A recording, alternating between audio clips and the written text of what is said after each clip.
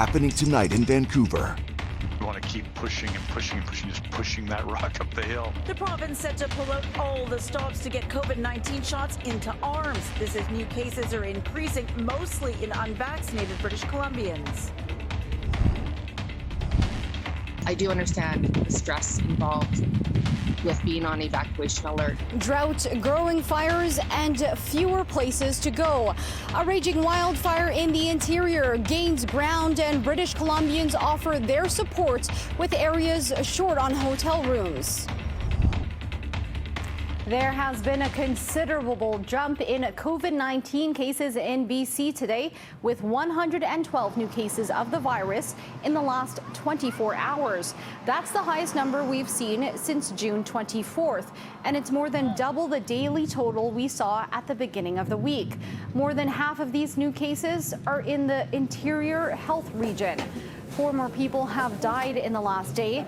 46 people are currently in hospital, 17 are in intensive care.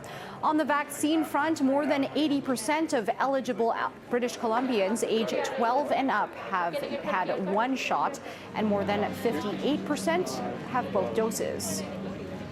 Now that BC has surpassed 80% of all those eligible for COVID-19 vaccinations with a first dose, more than 58% fully vaccinated, the province is preparing for a full court press. We're going to try and push those numbers as high as possible. What the province has achieved so far, he says, is good. Looking at rates by age group, even the youngest are doing well. 66% of 12 to 17-year-olds have a shot.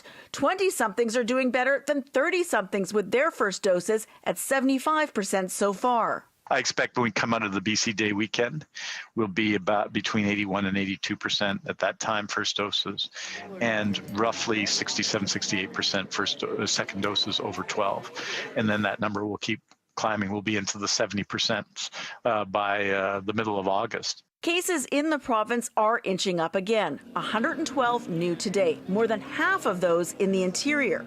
It's the first time in more than a month with more than 100 new cases. But he says it's important who is getting infected. If we look at all the cases from June 15th to July 15th, and 78% of our COVID-19 cases are among the unvaccinated, who represent a minority of the population. Only 4% of people in that period, that month, we're talking about 1,777 cases, only 4% have been fully vaccinated. A woman in her late 90s, died. But overall, he says the vaccines are doing their job. People talk about the variants. We know that there's significant variants of concern. That really the vulnerability now is in our unvaccinated populations. He believes the province will have 85% of those eligible fully vaccinated in September. But it's going to be small increments, not big leaps, getting from here to there. You think of a population of 4.635 million eligible people right now. So 1% is about 46,000. So it's taking us about 10 days to get 1%. The province will be laying out a plan next week to get first doses to those who don't have them yet, because he says 80% is good, but 85 is better than 80, and 87 is better than 85, and we're going to keep pushing as high as we can. For City News in Victoria, I'm News 1130's Lisa Yuzda. If you're flying into YVR from outside of Canada, you'll notice some separation inside the airport. Distinct lines for vaccinated and unvaccinated passengers have been set up so people with both shots can get through faster. If you only have 1 dose of a vaccine, you are considered unvaccinated and have to go through the same protocol. As of August 9th, temperature checks will no longer be required when you depart the airport. Moderna is asking Health Canada to extend the use of its vaccine for Canadian children aged 12 to 17. That after the European Union's drug regulator gave a green light to the use of the jab in kids in that age group in Europe. The European Medicines Agency made the decision based on a study of more than 3,700 12 to 17-year-olds. Until now, Pfizer has been the only option for children as young as 12 in both North America and Europe. Both Pfizer and Moderna are now testing in even younger kids from age 11 down to 6-month-old babies. If you peel back the details, you can see that police are right there. A group is fighting a proposal to build a community policing center here in Mount Pleasant. Why they say it won't help with crime, and more from the city councillor defending it. I do understand the stress involved with being on evacuation alert. British Columbians are opening up their homes and businesses as wildfires force evacuees to run from the flames. This as the province gets little help from the weather, with drought-like conditions hitting some of the most at-risk regions. Hot weather and strong winds are flaring up wildfires, including this out-of-control fire burning north of Osoyoos. Once smoke cleared Friday morning, BC Wildfire Service estimated it had grown to 6,800 hectares. A new evacuation order was issued Thursday for the Spence's Bridge area of the Thompson-Nicola Regional District, while the Osoyoos Indian Band expanded its order to include another 21 properties. Emergency Services Group was activated last night and prepared our community ballpark and community hall to receive any evacuees that needed to have a place to camp or a place to spend the night. Families were transferred to accommodations, but it's not easy to find hotel rooms. Twin Lake Golf and RV took in 2 people after offering RV and campground spaces free to evacuees. I know in the Twin Lakes area, people have opened their homes. People have allowed farm animals and horses and chickens. There are more than 3,000 wildfire staff working across the province, along with hundreds of helicopters and air tankers. Help is coming Saturday when Mexican firefighters are due to arrive, while rivers in the southern interior are showing severe drought, level 5 on a scale of 0 to 5. We are able to move water effectively with our either pumping systems or our aviation resources. So we're not seeing an impact to the firefighting efforts yet. And because the situation can escalate rapidly, that has some pleading with British Columbians to be cautious outdoors and while traveling. Evacuated tourists need to be very careful about where they're going to go. There may not be hotel rooms or campgrounds available. You can certainly check, but if you've been evacuated, you need to consider going home. In Vancouver, Crystal Adaris, CityNews. A man is dead after an apartment fire in downtown Vancouver. Flames broke out around the noon hour inside a suite at the building on Hornby Street between Drake and Pacific. Crews were able to put it out fairly quickly. Investigators say the heat and flames likely forced the man to go out the balcony. He then jumped off and landed on the ground several meters below. A paramedic who lives in the building tried to save him. I came out to the back, and I work as a paramedic, and I just saw him laying there, and my training kicked in, just started to help him. And then the fire department got there, we worked on him in the back there, and unfortunately he passed away. The cause of the fire remains under investigation. There has been another coyote attack in Stanley Park. A woman was bitten on the leg Wednesday night while she was jogging along the seawall. It comes more than a week after the BC Conservation Officer Service closed part of Stanley Park and euthanized 4 coyotes because of increased attacks. Conservation officers are now working to find and euthanize the coyote in the most recent attack. Mental well-being, our mental health, and I think this has been particularly driven home this past year, is a pillar of self-care. We've endured more than 16 months of a global pandemic and many people are exhausted. This weekend, there's a special day you can make all about you. Why International Self-Care Day is more important than ever. If you peel back the details, you can see that police are right there. An advocacy group is fighting a proposed community policing center here in Mount Pleasant, arguing after more than a year of police budgets being under the microscope, this is just more cash for cops. The motion was tabled at City Hall, but was met with some criticism and concern. The police presence would only hurt the most vulnerable. I find this very frustrating, given the amount of knowledge out there today about police brutality and the global calls to defund the police.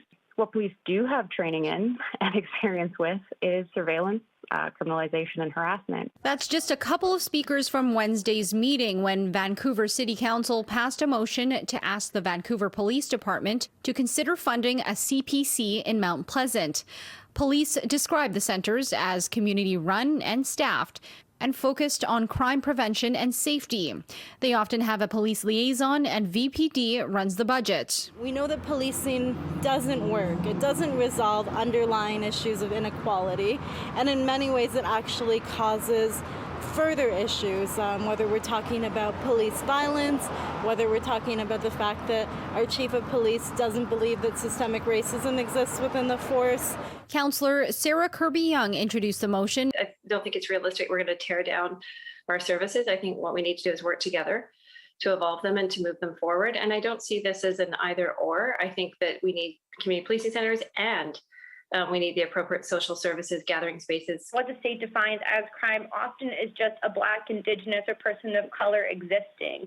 And if the city's goal is to do that, to decriminalize poverty, there's no room for police. This CPC opened in Chinatown in May in response to racist attacks, and supporters argue each center is different. Our Strathcona CPC were essential in kind of helping out the community without us having to call the uniformed police. I think what we heard there is how many of the social service providers were engaged and had indicated their support for a CPC to help bridge the gap, whether it was the operators of the supportive housing, the Mount Pleasant Neighborhood House. People who have come forward, they're passionate and articulate and knowledgeable, and we want to work with them. We just didn't know who they were. But now we do. It's really short-sighted, and it misses an opportunity to actually address root causes. Pivot Legal Society has written a letter to City Council opposing the CPC. A final decision will come later this year during budget talks. In Vancouver, Crystal Adaris, City News. Vancouver police have seized dozens of bikes, and they're trying to figure out who they belong to. 27 bikes were recovered from a group of storage lockers on East Pender Street during a stolen property investigation last week. There are a wide range of bikes here, road bikes, mountain bikes, and even e-bikes.